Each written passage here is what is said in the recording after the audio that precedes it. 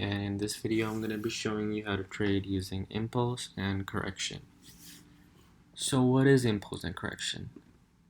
If we consider price in either of the trend, upward or downward, in this case if we consider it in a downtrend, so this here is an impulse.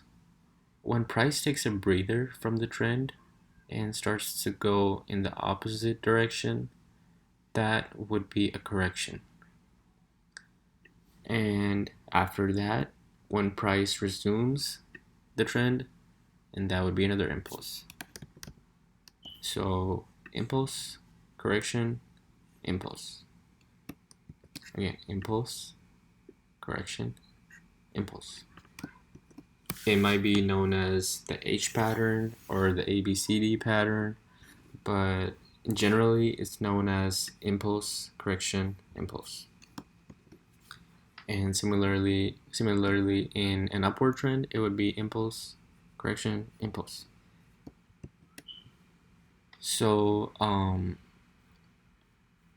if we look at Twitter, the daily time frame, it's in a channel right now.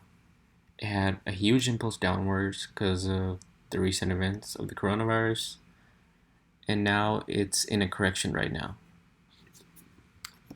So what traders do is they wait for the impulse, they buy at the top of the correction, and they sell right here if you're shorting the stock.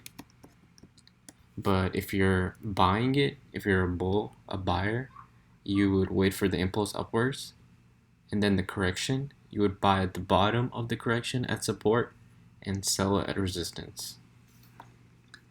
So that is basically how you trade using impulse and correction. Now we're gonna look at Twitter right here. It's in a huge correction right now. This would be, if we look at inside the channel, this is an impulse followed by correction, impulse followed by another correction, impulse, here's deep correction, and impulse, and we're in a correction right now. We're probably going to bounce off of this trend line. So that's how you trade using impulse and correction, trading stocks.